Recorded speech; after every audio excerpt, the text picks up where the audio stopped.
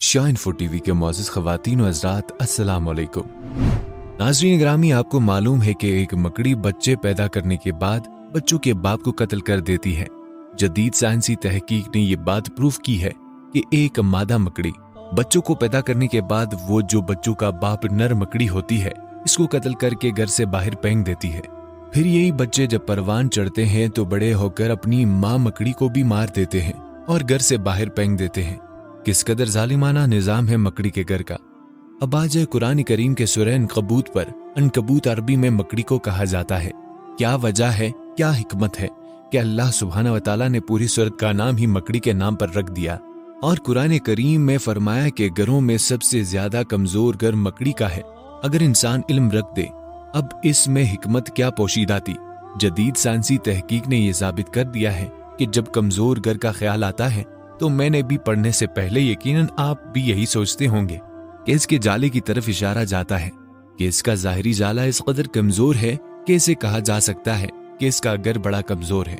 लेकिन तहकीक के बाद यह राज खुला कि जो मानवी तौर पर इसके घर के अंदरूनी मामलात थे, जो अंदरूनी का दुश्मन और खाना जंगी की तरफ इशारा था कि इसके अंदर कितने राज पोशीदा है। बिलाशुबा कुरान का हर लफ्ज जिंदगी बख्शता है। जब इस सूरत की मजीद तफसील में जाएं तो इस सूरत में तमाम फितनों और साजिशों का जिक्र है। आगाज कुछ यूं होता है, बहुत से लोग हैं जो ये गुमान करते हैं कि इस बात पर छूट जाएंगे कि हम ईमान ले आए और इनकी आजमाइश नहीं होगी, और फिर यूं फरमाया कि बहुत से लोग ये भी सोचते हैं कि हम ईमान ले आए लेकिन जब इन पर कोई आजमाइश नाजिल होती है तो इसी आजमाइश को अल्लाह का अजाब समझ लेते हैं। इस सूरत में यानी बहुत से फितनों का जिक्र किया गया है। अब सवाल जहन में यह आता है कि फितनों का मकड़ी और इसके जाले से क्या ताल्लुक। इस मकड़ी के जाले को आम ना समझे, इसमें बहुत से राज पोशीदा हैं। ये मकड़ी का जाला अपने दुश्मन को कैप्चर करने के लिए हनी ट्रैप भी होता है और इसके जाले का इशारा जिंदगी में हमारे लिए बहुत सी साजिशों और फितनों की तरफ इशारा है कि जिंदगी इसी तरह उलझी है जिस तरह एक मकड़ी का जाला और मकड़ी की अपनी जिंदगी, जिसके बारे में मैं आपको बता चुका हूँ। अब सूरह नमल की तरफ चलें, यानी कुरान की एक एक जो सूरह है इसमें कितने राज पोशीदा है। अल्लाह सुब्हानहू व तआला ने नाम रखा है तो कितनी हिकमतों के साथ रखा है। सूरह नमल अरबी में चींटियों को कहा जाता है।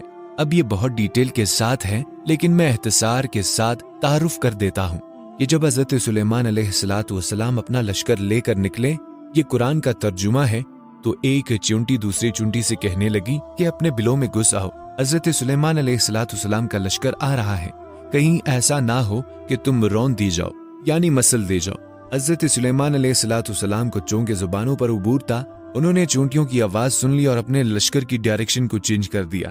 अब चूंटियों के ऊपर जब रिसर्च की गई कि एक सूरह का नाम क्यों रखा गया है जिसका नाम नमल है, तो चूंटियों के बारे में आता है कि इनको बारिश होने से पहले ही खबर हो जाती है कि बारिश होने वाली है, यानी ये हवा में नमी के तनासुब को कैलकुलेट कर लेती है और इसी सिस्टम से कॉपी किया गया हमारा जो निजाम है जिसके तहत हमें बताया जाता है ये बारिश की प्रेडिक्शन है, बारिश होने वाली है। इस सिस्टम को हाइड्रोफेलिक कहा जाता है जो चूंटियों के अंदर मौजूद है।